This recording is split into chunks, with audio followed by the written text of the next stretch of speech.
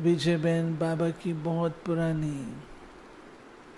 विजय बहन कितने वर्ष हो गए? 40 साल, 40 वर्ष। और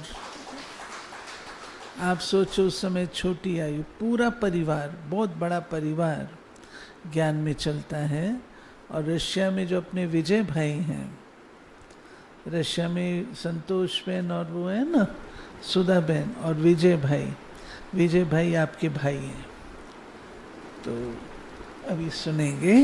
विजय बहन करीमनगर से आए हैं। करीमनगर, हाथ खड़े करो। करीमनगर, हाँ बोलो। क्लास करो, थोड़ा मुरली के आधार से क्लास करो। बाबा की छत्र छाया। करीमनगर टेररिस्ट एरिया रहा है, आपको पता है ना। वह कौन थे? वो नक्सलाइट्स। तो इनके पास भी आए थे। तो कैसे बाबा छत्र छाया रहा, वो अनुभव भी बताओ।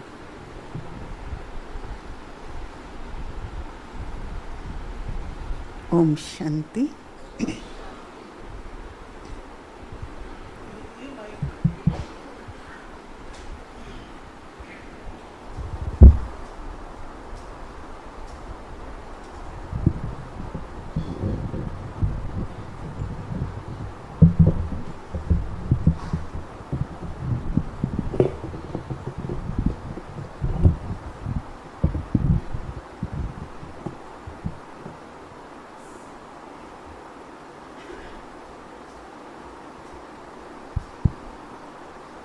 ओम शांति।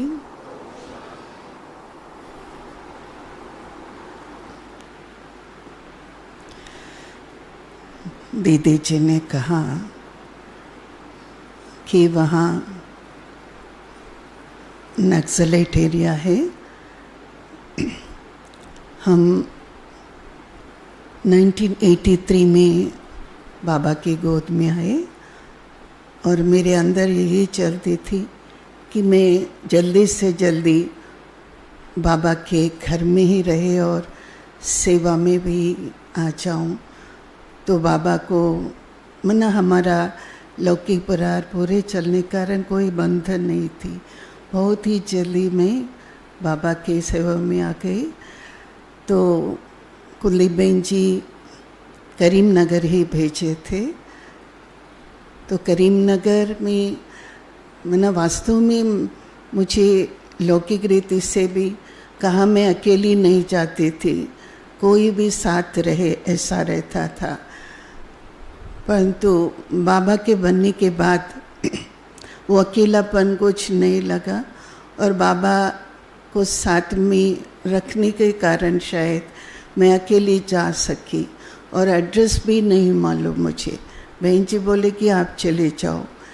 तो मैं वहाँ उतरने के बाद बहन जी एक एड्रेस बताई कि भगवान मेडिकल हॉल के ऊपर, और दूसरा नाम बताए होंगे तो शायद भूल जाते हैं, परंतु भगवान मेडिकल हॉल के ऊपर है ये सेंटर बाबा का। वहाँ रहना हुआ। फिर बाद में और एक घर में शिफ्ट हो गए हम, वो सेंटर ऑफ द सिटी है। तो वहाँ पर हमने सुना है नक्सलाइट, परंतु नक्सलाइट क्या होते हैं विजय बहन को कुछ भी नहीं मालूम। तो वहाँ पर एक दिन शाम को 3-4 भाई आए और उस समय क्लास वाले भी नहीं थे। तो हम ऐसे ही समझेंगे ना कि बाबा के घर में जो आते हैं उनको बाबा का परिचय जरूर देना है। तो उस समय और एक बहन जो दीदी जी ने बताए, मेरे से छोटी है वो लौकिक बहन भवानी बहन, तो वो भी थी रामानुसार उस दिन। तो उस दिन कोई एक भाई आया, बिजनेस वाले थे उस समय ज़्यादातर। तो लोग शॉप बंद करने के बाद वो एक भाई आया था, उन्होंने बाबा के मुरली लिख रहा था। मैंने बोले सारे भाई लोग आए हैं, आप अटेंड करो। तो भैया क्या बोले, उसी समय 83 में ये बातें हैं। तो भैया क्या बोला, वो लोग नक्सलाइट से आप ही अटेंड करो। तो उसका कोई भय नहीं था, क्योंकि परिचय ही नहीं, इतना लेट होता क्या है। और भवानी बहन को मैंने बताया कि आप बाबा के पास योग में बैठना, हम उस आत्माओं को अटेंड करेंगे। तो जाके हमने उनसे बात की, फिर बाद में बाबा का परिचय दिए। लगभग 20-25 मिनट ऐसा उनको समझाए। तो हमने ये भी बोला कि आप लोग कल भी आना, क्योंकि यहाँ कोर्स होते हैं, तो 7 दिन के कोर्स लेने के लिए आप आ जाओ। तो उन्होंने चले गए, परंतु तो दूसरे दिन आ ही नहीं।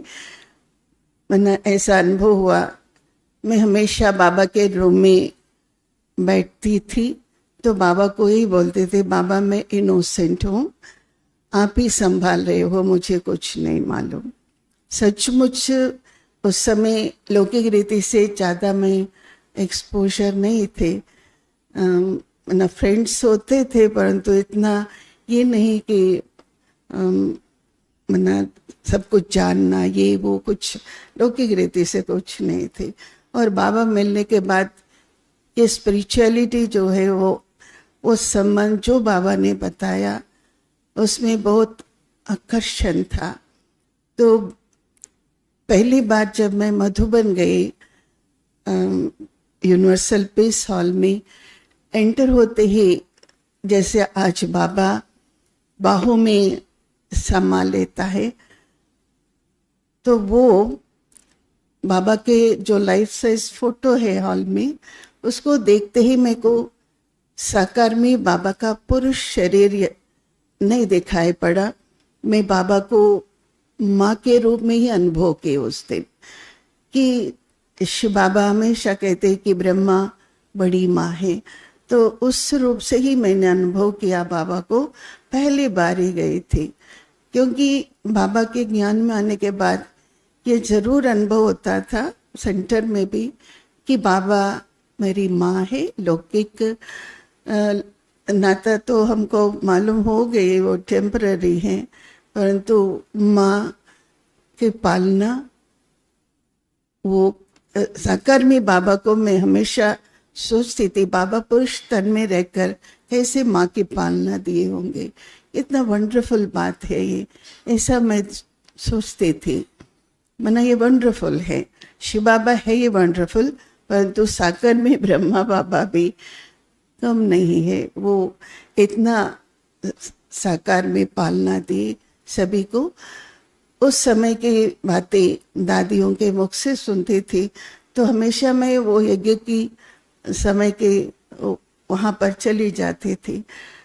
तो मैं करीमनगर में रहती थी, पर थोड़े समय के बाद दादियों की छुट्टी से मैं दिल्ली में ही 4 मास रही, शक्ति नगर सेंटर में।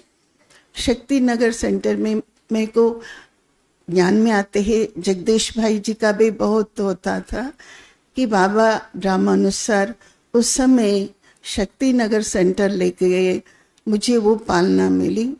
तो भाई साहब से बहुत प्यार मिला, और इतना कि उनको कन्याओं के प्रति कितना प्यार, साथ साथ रिगार्ड, और समझाते थे कि अपने को क्या समझते हो, ब्रह्मा कुमारी माना, मना वो नशा चढ़ाता था भाई साहब। तो बाबा की पालना वहाँ जैसे कि मैं साकार में अनुभव किए, और वहाँ से फिर करीमनगर आ गए। गुलजार दादी जी और चक्रधारी दीदी जी वहाँ ले जाते थे पांडव भवन में। तो पहली बार मैं अपनी आशा दीदी जी से भी मिली। तो आशा दीदी जी को भले मैं समीप जाके कुछ बात नहीं हो सके उस दिन, दीदी भी सेवा में थी, परंतु उनको देखते ही मुझे अनुभव हुआ, एक अपनापन का अनुभव हुआ दीदी से। तो वहाँ शक्ति नगर सेंटर में 4 मास रहने के बाद फिर यहाँ पर करीमनगर में क्यों फिर वापस आई मैं, क्योंकि वहाँ उस समय तेलुगु बोलने वाले हम ही जन्म लिए थे, इसलिए कुलदीप बहन जी लेटर्स लिखती थी, दीदी को बोलती थी कि इनको जल्दी भेज दो। इस प्रकार हम वापस करीमनगर आ गए, वहाँ ही रहना हुआ। और ऐसे ही बहुत बार, एक बार बस में भी रोक दे ये नक्सलाइट्स हमको, परंतु अंदर में एक ही संकल्प ही नहीं था। सभी भाई बहने बस में बैठे थे, परंतु उस समय बाबा का मदद था। हमने समझाए उनको कि हमारा प्रोग्राम है, हमको जाने दो। तो बोले वो लोग कि आप सिर्फ आपके बस को हम जाने देंगे, फिर भी आधा घंटा लगेगा। तो क्योंकि हमारा बस को जाने देंगे तो फिर वो लोग, बाकी दूसरे लोग भी पूछेंगे हमको क्यों नहीं, परंतु वो कमाल बाबा का है। तो हम फिर टाइम पर प्रोग्राम में पहुंच गए। वो मिरियालगुड़ा में था। उस समय दादी को बहुत ख्याल आया, बड़ी दादी को। बड़ी दादी पहुंची थी तो दादी आके ही पूछा क्या हुआ, कुछ तो हुआ नहीं ना आप लोगों को। फिर क्योंकि सारा हम 3 घंटे में पहुंचने वाले, शाम को पहुंचे, तो साथ में जो भी टोलियां थी उनको खिला दी, कुछ हाथ में नहीं था। तो दादी बोले देखो विजय, हमेशा कहाँ भी जाते हो ना, ब्रह्मा कुमारियों के पास टोलियां जरूर रहना, क्योंकि साथ में कुछ न कुछ खिलाना पड़ता है। तो छोटी छोटी बातें दादियाँ कैसे याद दिलाते, सिखाया, सचमुच ये जरूर याद रखते हम। और अभी भी एक माता का जो आवास हुआ, तो मेरे को गुलजार दादी जी की बात याद आई कि गुलजार दादी जी एक दिन हॉल, डायमंड हॉल में ही क्लास चल रही थी दादी जी का। तो एक फैन, स्टैंडिंग फैंस रखते हैं ना, वो गिर गए, बहुत आवाज से गिर गए। तो सभी हम मुड़ के देखे तो दादी ने बोला आप जाके उसको ठीक करेंगे क्या? सभी के सभी क्यों पीछे देख रहे हो? उसको आप तो नहीं ठीक करेंगे, जो ठीक करने वाला होगा वो ठीक करेंगे ही, ऐसा बोले। तो सेकंड में वो बात याद आई अभी अभी भी ना। देखो दादियाँ कैसे अटेंशन खिंचवाते हैं, कोई भी बात में हमारा डाइवर्शन ना हो। तो इस प्रकार दादियाँ छोटी बात भी बताते, उसमें बहुत कुछ हमको सीखना पड़ता है। तो वहाँ पर क्या हुआ, जो मैं करीमनगर में रहते थे, सिर्फ शक्ति नगर में 4 मास रही। मैं हैदराबाद में कभी भी बहनजियों के साथ बहुत कम रही, क्योंकि मैं 4 दिन के लिए आई तो भी आप कुलदीप बेंच बोलते थे आप जाओ, वहाँ कोई हैंड्स नहीं है, तो चले जाते थे। तो बाबा के यही होते थे कि बाबा का जो ज्ञान है, बाबा हमेशा समझ कहते हैं, तो हर बात में समझ से काम करना होता। तो और बात जैसे बाबा आज बताया, काले कोयले में हो, आप किसको देखना है? तो वो डायमंड को ही देखना है।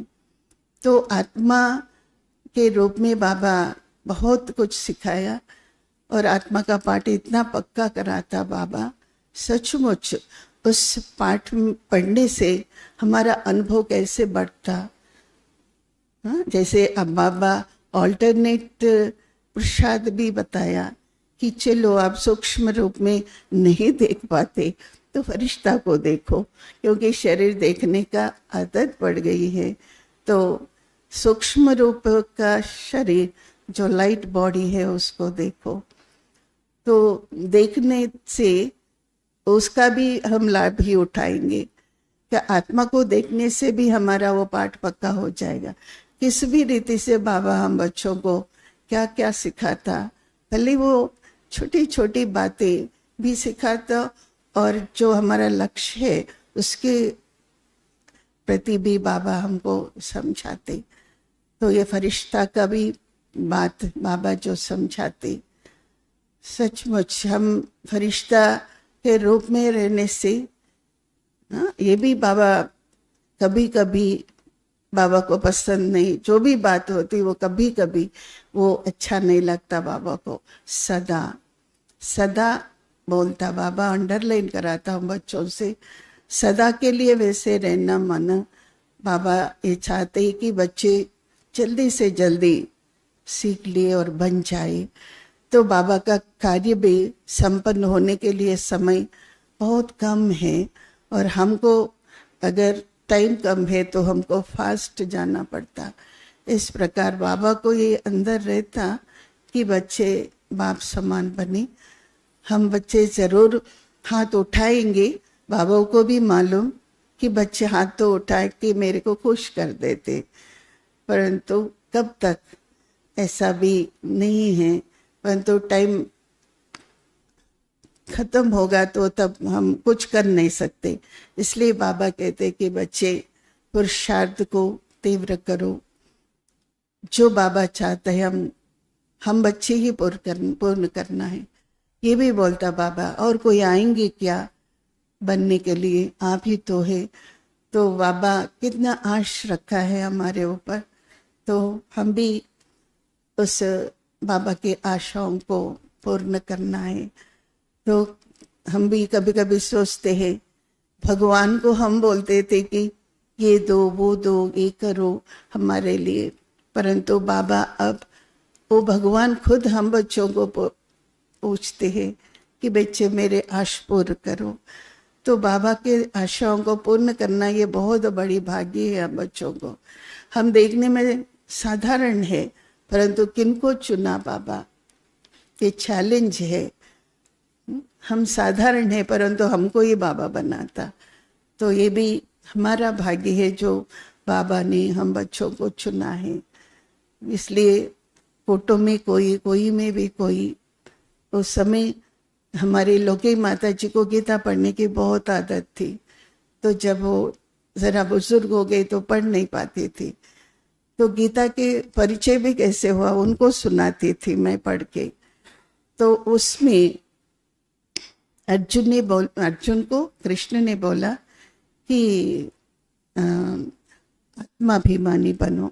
पढ़ती थी मैं, परंतु आत्मा क्या चीज़ है नहीं मालूम, परंतु जो सिखाने वाला है उसका नाम ही बदली कर दिए तो जरूर कोई समझ नहीं सकेंगे। तो आज अब बाबा जो पाठ पढ़ाता वही बुद्धि में बैठ जाता, क्योंकि सुप्रीम टीचर बाबा खुद टीचर है उसका, तो वो पाठ उनको ही पढ़ाना है।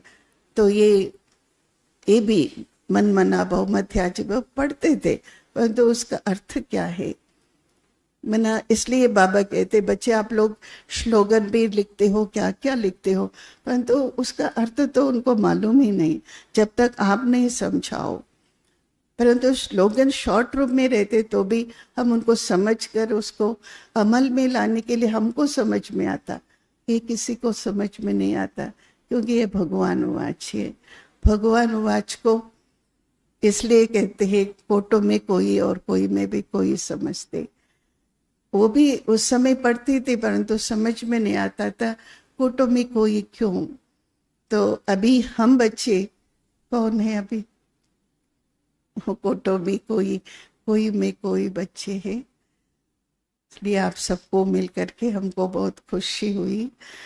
और दिल्ली हमारा वास्तव में जन्म हमको दिल्ली से ही मिला, अलौकिक जन्म, क्योंकि विजय भाई हमारे से 2 मास लौकिक में मेरे से छोटे हैं, परंतु अलौकिक में हमारे से 2 मास बड़े हैं, क्योंकि हम सितंबर मास में आए, वो जून मास में आए थे।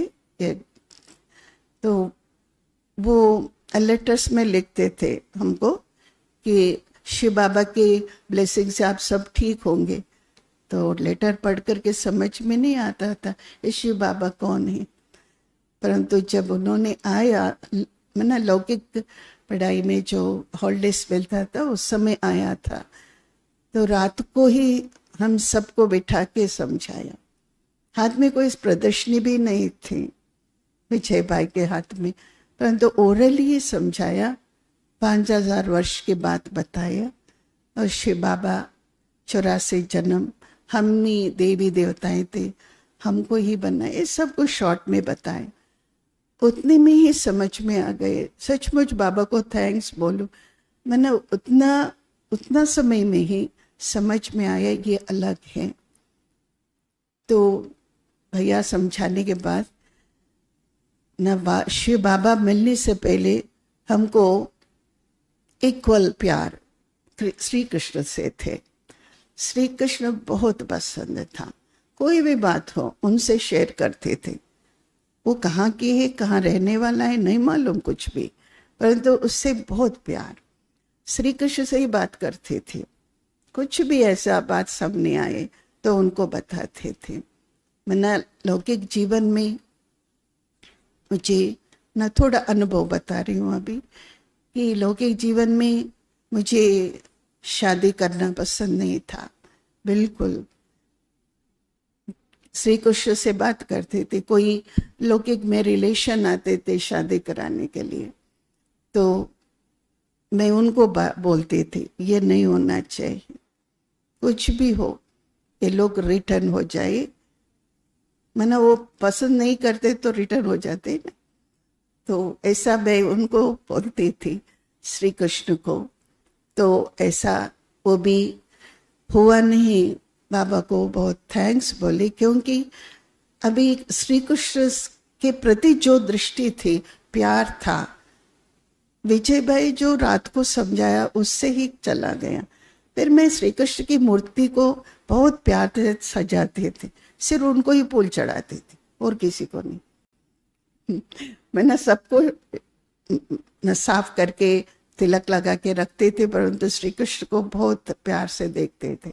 सेम अभी जैसे शिव बाबा है वैसा श्री कृष्ण था हमारे मन में। और बाद में श्री कृष्ण का रूप देखते कुछ भी मुझे फीलिंग नहीं आती थी ना, इतना बाबा का प्यार खींचा, बाबा के प्रति इतना आकर्षण हो गए।